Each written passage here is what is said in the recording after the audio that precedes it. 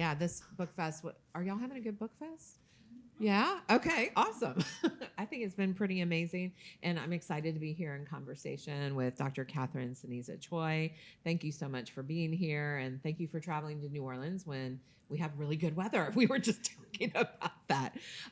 So I wanted to read her bio. It's brief, but it feels really important. And we'll talk about the gift of your book. And thank you so much for writing it. But Dr. Catherine Ceniza Choy is a professor of ethnic studies at the University of California, Berkeley. She's the author of multiple books. Definitely get them. Empire of Care, Nursing and Migration in Filipino American History.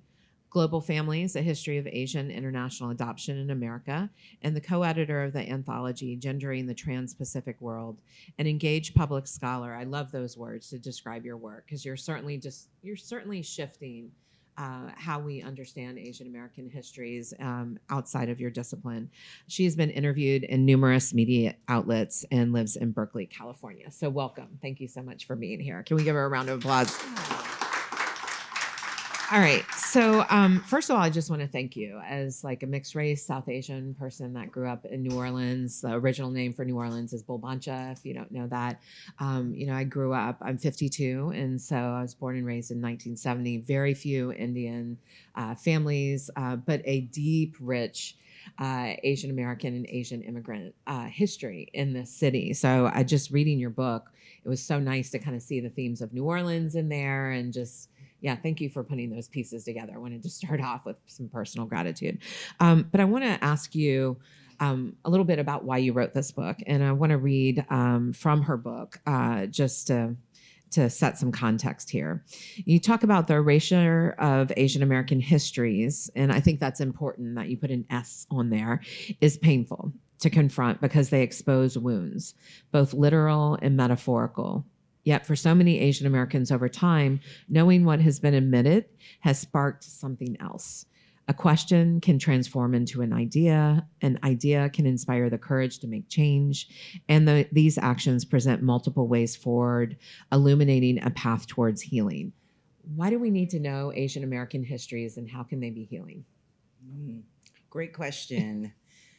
It is so important for all of us to study and learn Asian American histories because it is American history. That's one part of it. Can we say that louder for like everyone in the US to hear? It is American history. And also, given the current demographics, Asian Americans are the fastest growing racial group in the United States. These are communities that are now about 24 million strong. They're incredibly diverse. They hail from over 20 countries, from East Asia, Southeast Asia, the Indian subcontinent. And so Asian Americans are everywhere. Throughout the United States, in every state, in every region. And so to learn Asian American history is also to learn about our community, our current community, and to see them as human beings. And so another major reason why I wrote the book is what our Asian American communities have been going through since 2020, with the surge in anti-Asian violence in relation to the COVID-19 pandemic and being blamed, scapegoated for this disease. And so in addition to Asian Americans confronting this deadly disease, there was also this fear that came out of a number of attacks and harassment against Asian Americans during this time. And so this lesson that racial scapegoating and Asian scapegoating of disease outbreaks is one that we still have to learn in the 21st century. And we would learn this if we learned Asian American history. Which is American history. Which is American right. history. And so, I mean, I just love the way that you wrote the book itself. Like every chapter is, the chapter title is a year. So I'm just going to read the years: 2020, 1975, 1968, 1941, 1942, 1919, 1875, 1869, and so on. In each chapter, it's named with a year, and you go backwards to like some origin stories, but you go forward, and then you're very creative. You're not just like this dull writer, which is why you should get the book. You're kind of integrating poets and artists and writers. And so I was actually wondering if you could read page 1, Sure. because I think it kind of sets the context for this idea of multiple Asian American histories. Yeah. So page 1 begins, when and where does an Asian American history of the United States begin? There is no singular origin story that begins in one time and one place and then progresses forward, smooth like silk, linear like thread. Rather, the origins of Asian American history are multiple. Asian American history begins in the here and now, as well as over 150 years ago in the mid-19th century. It begins in Asian continental lands and waterways, as well as in urban, suburban, and rural areas of the United States. The Asian American experience stretches back as well as forward in time and space. It crisscrosses over time periods and over lands, oceans, and waterways. Where and when we enter are complex questions. Like a galaxy of stars, the multiple origins of Asian American history are distinctive, but most meaningful when collectively visible as in a constellation, revealing intricate connections that present new ways of seeing, understanding, and moving forward. Sadly, these origins have been erased, obscured, and forgotten in traditional histories of the United States. Yet, by calling attention to them, they shine brightly again. Asian American history helps us remember. Don't you wish all history books were written that way? Yes. I mean, it's just a really beautiful book, and talking about complex themes. There are 3 themes of your book: Yes. Violence, erasure, that's hard to write about, but resistance. Can you talk about why those 3 themes? Yeah. Well, as I was saying earlier, Asian Americans are such a diverse group. We're not a monolith. There's no singular story that can reflect every person's experience. And yet we're bound together by history and by these 3 themes. So violence I had already mentioned in terms of what had happened beginning in March or beginning in 2020, the year 2020. But actually violence has a longer history in Asian American experience. And it is one of these common threads that brings us together. The other theme, erasure, is one that is complicated. Erasure is about the erasure of our histories and our historical presence and Asian American contributions to the United States. And one of the prominent ways this erasure takes place is in our schools, both K through 12 and at the college and university level. The lack of teaching about Asian American history is one form of erasure. But in the book, in these histories, there's so many other forms of erasure, and these include the erasure of documentary evidence. So one prominent example in the book is during World War II internment of Japanese Americans. The famed documentary photographer Dorothea Lange had documented through photography this process that the United States government was interning, forcibly relocating approximately 120,000 Japanese Americans, most of whom were US born and were citizens, without due process. And her photographs had this subtle critique depicting them as Americans. And yet, these photographs, over 100 of them, which could have changed the narrative and people's thinking during that time period, were impounded. They were tucked away in an archive, and they weren't viewed until decades later after internment. Erasure comes in the form of secrecy.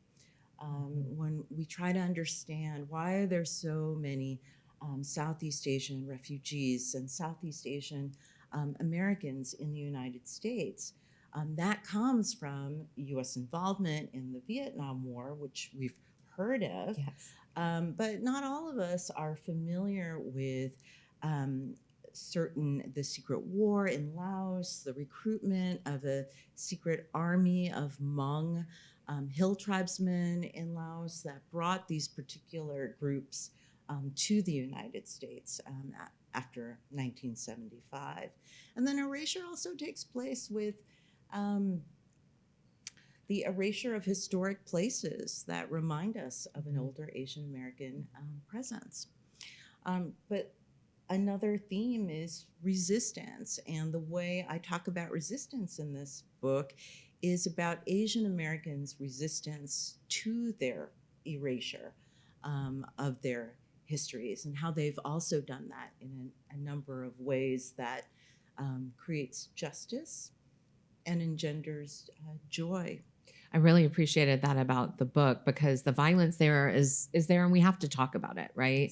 I mean, since 2020, yes, it's been rising, the anti-Asian violence, but part of me has always thought, growing up as a mixed race South Asian kid with an Indian Sikh turban wearing dad, like I knew it's always been with us. So I was like, I don't know that my dad reported all the violence he was experiencing here in New Orleans, but we had reporting systems after 2020 that were founded by Asian Americans who were like, look, we're going to start tracking this. Can you talk about those groups that said, hey, we're going to start tracking this violence? Yes, one of the major groups that said no to this erasure of what was happening in terms of harassment and violence in 2020 was an organization called Stop AAPI Hate, based in California.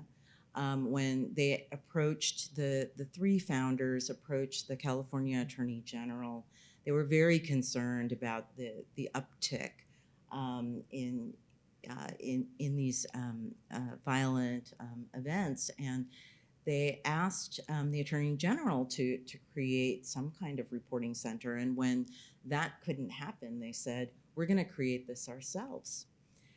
So that's a form of resistance to the erasure, that this was happening and that this could be collected in a systematic way.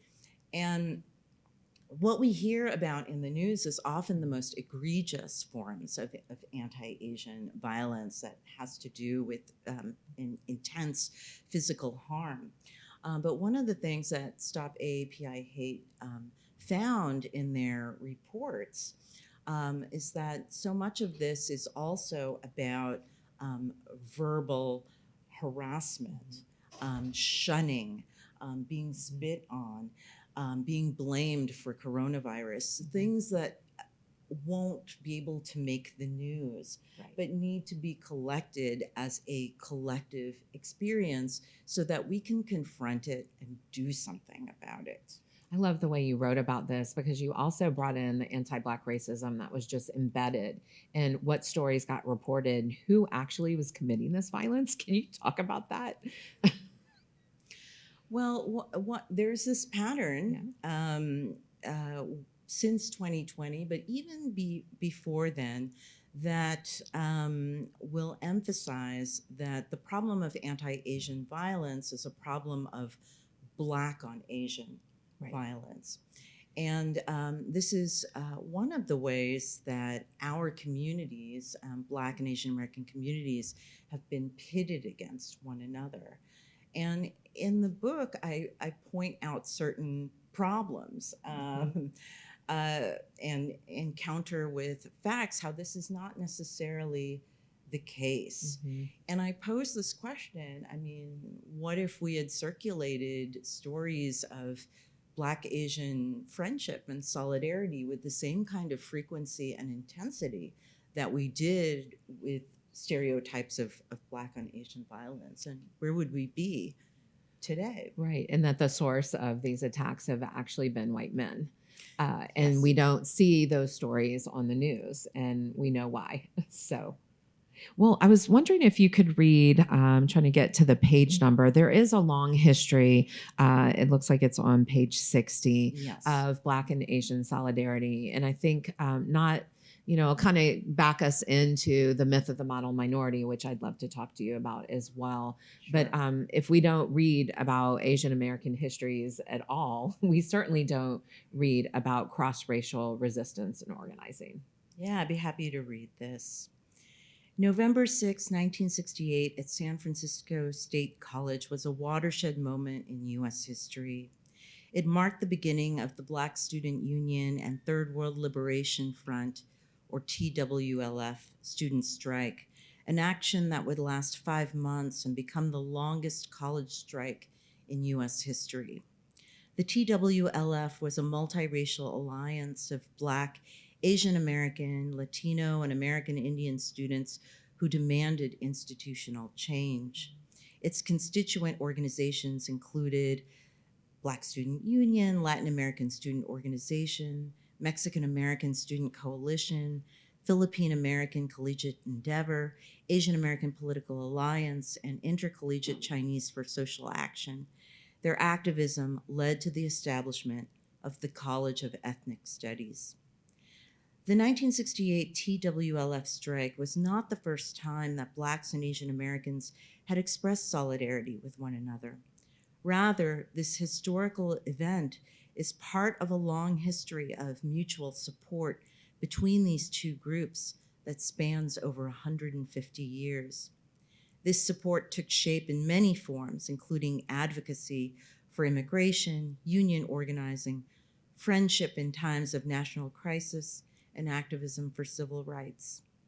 Tragically, this history is not well known because both groups have been pitted against one another, an egregious example of which is the way that news stories in the late 1960s and early 1970s presented Asian Americans as model minorities at the expense of Blacks.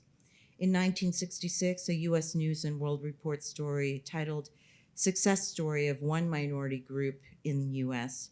depicted Chinese and quote-unquote other Orientals as successful immigrants who suffered prejudice but who did not complain, achieving success through hard work alone. This seemingly positive branding was set in contrast to Black Americans who were used as the example of an unsuccessful minority who protested hardship and relied on the government for help. Asian American studies scholars have long argued that the model minority is a harmful stereotype, emphasizing that one of its most pernicious impacts is its construction of a Black and Asian American divide. Yet the association of Asian Americans as docile model minorities persists, as does the perception of Black and Asian American enmity. Ooh, two themes there, right? Let's jump into one. Let's explode this myth of a lack of BIPOC solidarity. Can you share some of those examples in the Black Power and Yellow Power movements? Yeah.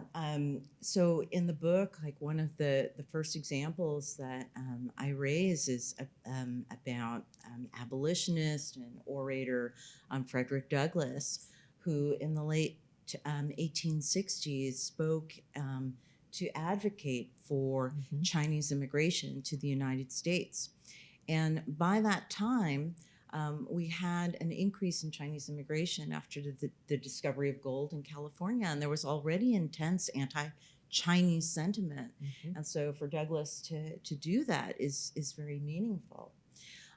More contemporary examples regarding friendship are the friendship between Kiyoshi Kuromiya, who's a civil rights gay AIDS activist, and the Reverend Dr. Martin Luther King, and the friendship between Yuri Kochiyama, human rights activist, and Malcolm X.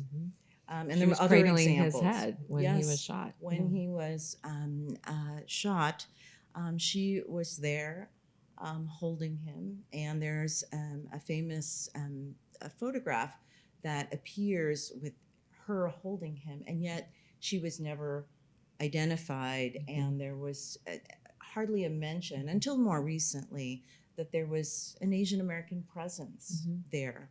It's that invisibility again. And even if we go back to Frederick Douglass's speech, I mean, he knew because white folks were saying Chinese as a quote unquote race are inferior. So you have that dehumanization process starting, and then you have the resistance stories that are threaded into that. Well, let's go back to the myth of the model minority. So we know how the US got set up. I think everyone here does, right? You got white enslavers from Western Europe, you know, a pretty brutal white culture that came over to the land we now call the United States of America. You know, land is thefted, stolen, broken treaties with indigenous communities who were here.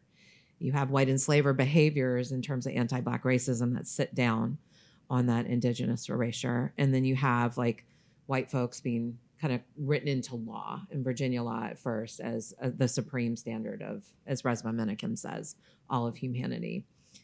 How does the myth of the model minority kind of play into this whole racial hierarchy? Yeah. Well, the myth of the model minority became very popular in the United States. And so even if people don't really know much about Asian American history, they'll think, but they've heard model Asian Americans are a model They're smart at math. Minority. Yes. And this became popular in the late 1960s, early 1970s, as I was reading through media, through some scholars in opposition to Black Americans. But since the late 1960s, it's also taken up other kinds of forms. And one of those is Asian Americans are whiz kids. They're inherently smart, especially in the STEM fields. And again, this was also perpetuated by mainstream media. And in fact, I think there's a mainstream magazine with the cover Whiz Kids. Yes. It was Time magazine, right? Yeah. Yes, I think that's right. Of Asian American young people.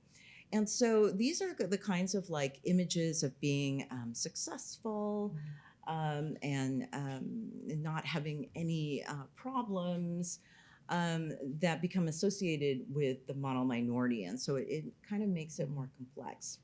But here's the thing is that some people would say, you know, if you're a model minority, isn't like that the best branding a group could ask for? I mean, isn't that a positive thing? And the problem is that it's flat, it's one-dimensional, and it can flip in an instant. And when you are presented in a one-dimensional way, it's ultimately dehumanizing. It doesn't take into account how hard Asian immigrants and Asian Americans have to work to be good at math. It doesn't take into account that not all of us are good in math, right? and in the STEM fields. So there are all kinds of issues that impact Asian American health and well-being in actually detrimental ways, in addition to pitting us against other groups. Yeah, and a lot of my research has studied kind of the myth of the model minority and kind of how it gets internalized, right? And you've kind of given some examples about how it hurts us, but it kind of erases this idea that many of our communities are poor and working class communities, live with substance abuse. We have like all the hella bad aspects of patriarchy that a lot of racial groups have that fuel interpersonal violence. So how do we internalize that, and how do we start to externalize that? Like, can history help us do that? I think history is actually such an important field. It's not solely about knowing the past, but it's also about knowing who we are, who our family is, and who our neighbors are. And it's really difficult to scapegoat someone or harass or hurt someone if you know their story, if you know their history and experience, it becomes really difficult to do that. So for me, history is very empowering and meaningful in terms of not only cultivating knowledge, but really empathy, among us. And I think you talk about Alexandra Hun, who was the National Youth Poet Laureate in 2021. She talks about, like, if I had known Asian American history, like, and this was just like what I got in school, right? Maybe I would have written about, maybe our communities would write even more about things like sex and other topics, as opposed to like our oppression, and maybe we would talk more about our joy. That was really interesting. Oh, thanks. Thanks. I think that's so important to being also a human being. Yes. Is experiencing both joy as well as pain. And I think given so much pain and violence that Asian American communities have been experiencing in recent years, it is important to also create joy and acknowledge that that too has been part of the Asian American experience. And sometimes that joy can come from learning about some of the major contributions of Asian American groups to the United States. So I'm the daughter of Filipino immigrants, and my first book was on why there's so many Filipino nurses in the United States. It's an amazing book. It's awesome. So this is one of the major contributions that Asian immigrants and Asian Americans have made, has been to U.S. healthcare delivery, often working with the most impoverished and vulnerable populations, and working on the most difficult to recruit shifts in hospitals and other healthcare institutions. And the joy that many of these healthcare workers experience from taking pride in serving on the front lines of this deadly pandemic is palpable from my research, alongside the difficulty. And sometimes joy is also about mundane moments that I capture in the book. So there's a major increase in Asian immigration to the United States after the passage of an immigration law in 1965, the Immigration Act of 1965. So I share a number of stories in that chapter, and one of them is about Lakshmi Kalapatapu, who immigrated from Hyderabad in India. And she immigrated with her two young sons to join her husband, who immigrated first in Minnesota.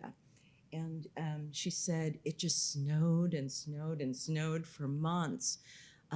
But she had this experience that she documented where it was such a joy to watch the snow falling with her children. Which was that she'd watch it multiple days in a row. Yeah, but I mean, that's not a common experience for many people growing up in Asia. And so it has this wondrous aspect, which a number of us might think is mundane if we've been in places where there's snow here in the United States. But for her was a very joyful experience, and one that she felt really distinguished her first days as an immigrant in the U.S. And that was part of a project, I think, that was kind of a reclamation resistance project called First Days. So. Yes, thank you so much for bringing up. It's SADA, South Asian American Digital Archive First Days project, and that's resistance to erasure. We don't capture these memories of immigrants, so they're going to do it. So we're about 3 minutes away from Q&A time. There is a mic right in the middle of the aisle. Please use the mic because it helps us catch your voice on the recording.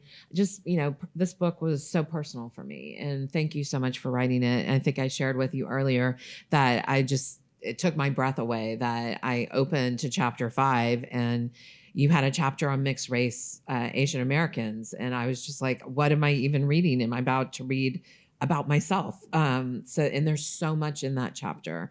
I mean, for me, I remember that my, dad immigrated in the 50s as part of what was called the brain drain of India, right?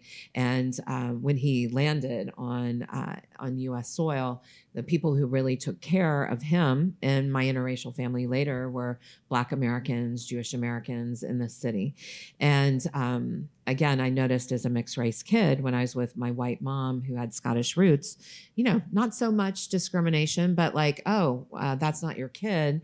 But when I was with my dad, I saw the violence, the N-word, you talked about the spitting and all that. And my dad would just say beta, which is a term of endearment. They don't know what they do. Right. And so I was wondering, it's a big question to ask you at the end, but why did you write mixed race kids and histories back into the story? Well, I did that because mixed race Asian Americans and mixed race peoples are integral to Asian American history, which is American history. I've never heard someone say this. I'm just going to ignore my eyes. No, it is the fastest growing, hands down, the fastest growing group in the United States. We know this from the 2020 census. We know that our present as well as our future is multiracial. Mm-hmm. That is the truth. And one of the things I wanted to emphasize in the book, in that chapter, is that our past is also multiracial. It is.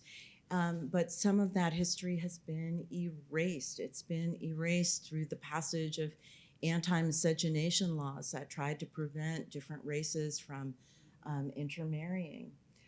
It's erased by former motion picture codes in Hollywood that wouldn't depict interracial romance on the screen. It emerges out of spatial, racial segregation. But even in the face of all of that, there has been over 150-year history of Asian Americans intermarrying and having mixed race Asian American children from Chinese-Irish marriages in ports on the East Coast in the 19th century. To our present day, and they did amazing things like going to states where they could marry or getting married out at sea, so that they could. It was so nourishing and inspiring to read that chapter because reading about Mexican Filipino marriages, and it just made me think about my parents' own story. They, even though the Loving decision had been passed or enacted that legalized interracial marriages, when they went to go get married in 1968, they were refused a marriage license in Orleans Parish. So they went across the river to the West Bank. For me, it will always be the Best Bank. And that's where they got that freaking marriage license, right? And so in a kind of sidebar story, when my partner and I did our legal marriage, our queer marriage, which is just freaking marriage, we did it here in Orleans Parish to kind of start to speak to that history. So there's so many other questions I want to ask her, but I just want to thank you. Can we give her a round of applause before our Q&A? Just that experience of history being healing is just amazing. So the mic is in the middle. I have plenty of other questions, but I really want to prioritize your voices. And just thank you so much for being here, Kathy. I have a feeling we need to get her back to Tulane, right? Okay, yes. If you could share your name, your pronouns, and your question.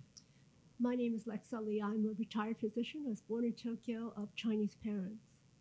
I have this trove of letters that were sent to my father during the Cultural Revolution when people were starving. And my parents are both dead now. And I have this trove of letters, which I cannot fully translate. And I would like to know where's the best place to leave them so that they receive the attention they deserve. Talking about erasure, because a lot of it, a lot of Asian Americans come from repressive, their country repressed them. State-sponsored repression and erasure, which is still ongoing in China today. So, for example, I don't know how my grandparents died. They were imprisoned by the Red Guards, and we know they died due to the brutality that was perpetrated, but we don't know when and where exactly. So I may never find that out because the communist government, I think, still has those records, but I don't think I'll ever see them.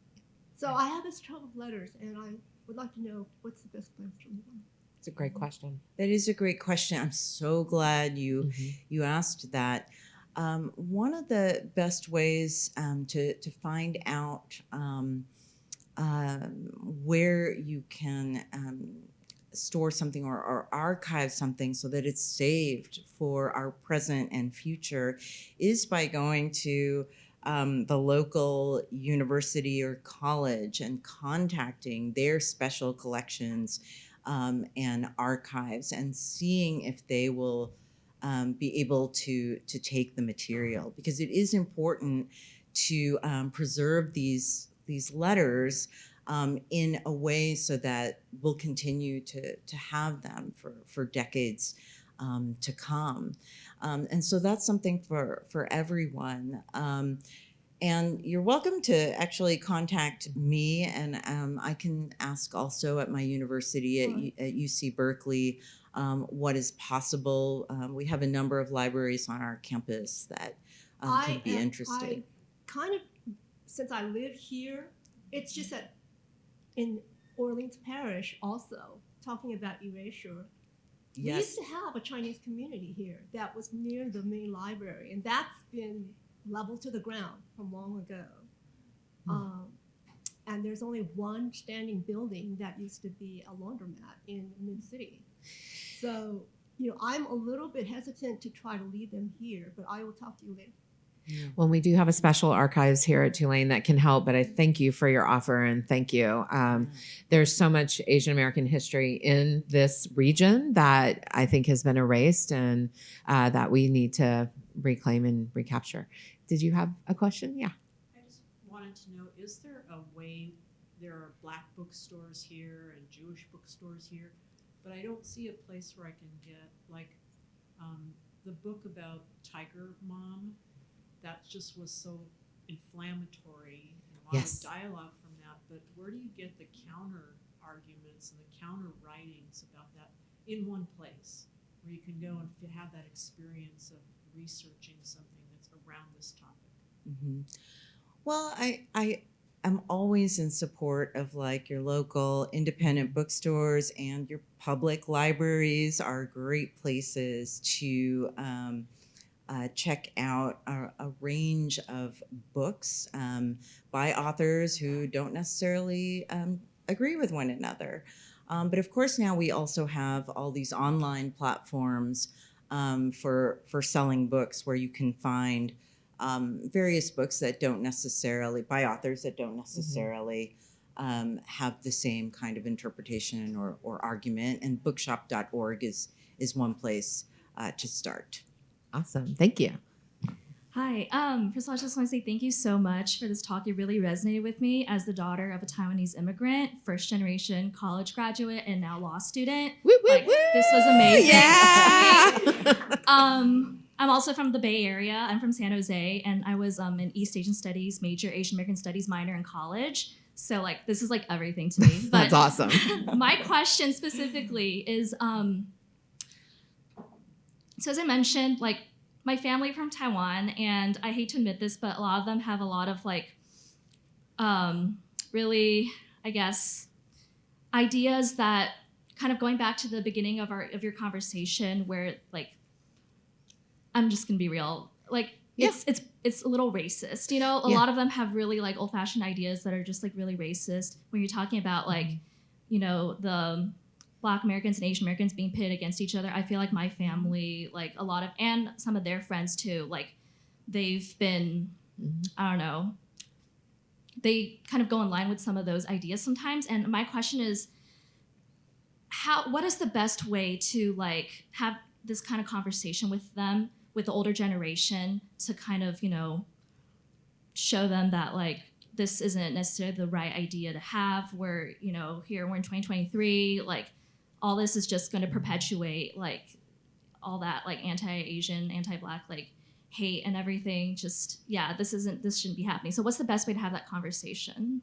Yeah, thanks so much for raising that important question. Asian Americans aren't immune to racism and anti-Blackness. And so it's also important that we educate ourselves too about that. In the book, I highlight a terrific resource called Letters for Black Lives. It's amazing. And this was a crowd-resourced, multilingual online project in which Asian Canadians and Asian Americans wrote letters to their Asian elders about the importance of Black lives, to create this intergenerational dialogue about what is the meaning of anti-Blackness? Why is it wrong? Why do Asian Canadians and Asian Americans have a stake in saying that anti-Blackness is wrong? And this is a terrific resource that I'm just thrilled to be able to continue to publicize, because it's already there. And oftentimes I think when we think in terms of like resistance or protest, we think of it in very sort of public ways, and that's important. But this there is are more other intimate. ways. Yeah, this is an intimate kind of, that would seem like a more private way, even though they made it public online. Treating our elders with respect is so important, but also being in conversation with them about these important issues is essential. And you just asking the question is the change that your generation needs, and change goes forward and backwards in our generation. So thank you. We have time for one more question. So we might be able to sneak in yours. Like, I know you're walking to your seat, but we might be able to get to yours. Yeah. Hi, my name is Trish. I'm a librarian and an educator here in New Orleans. Yes. My husband and I adopted 3 children in China in the early 2000s. And I haven't read your book, Global Families, but I was wondering how, like, if you could touch a little bit on the themes of that, and also how do our kids fit into Asian American history? Yeah, great question. Love it. So in that chapter on 1953 on mixed race lives, I talk about how the United States is also an international adoption nation. The United States leads the world in terms of giving visas to children who are adopted by American families. And that this actually comes from a history that goes back to the post-Korean war situation, and also the U.S. occupation of Japan, of the adoption of mixed race children born of American servicemen and Japanese and Korean women. So Asian international adoption has a history that certainly precedes the more, I think, well-known Chinese international adoption from like the late 1980s and 1990s. And I do talk about that in more depth with Global Families. But one of the key points I make is that Asian adoptees are Asian Americans. Yes.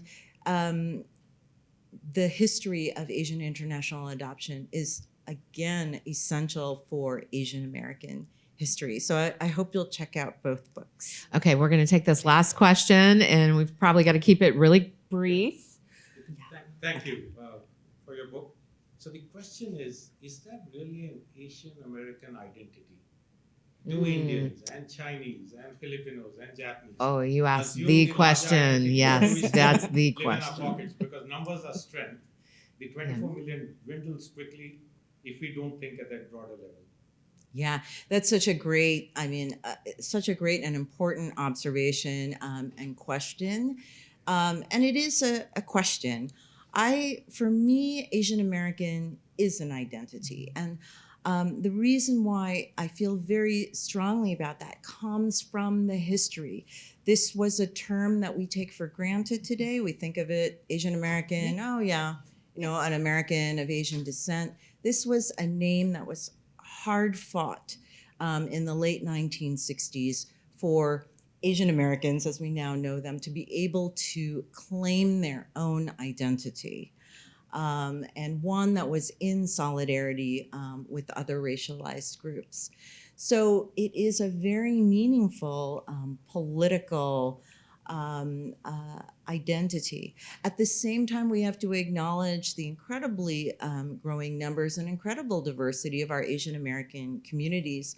So that is something that I struggled with, but also highlight in the book. And that's why these are histories. And that's why where and when we enter are complicated questions. And history is about the past, but it is dynamic. History is a living thing, and that question will continue, and we should continue to grapple with it.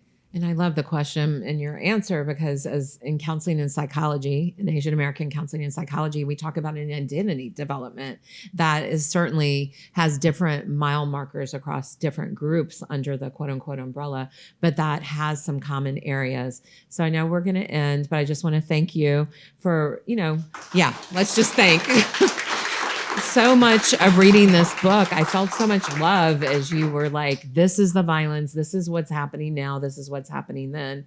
This is the erasure we're not going to take anymore. And this is how we've always resisted. So I hope you feel our love at the Book Fest and in New Orleans. So let's give her one more round of applause. Thank Please you get so the much. book.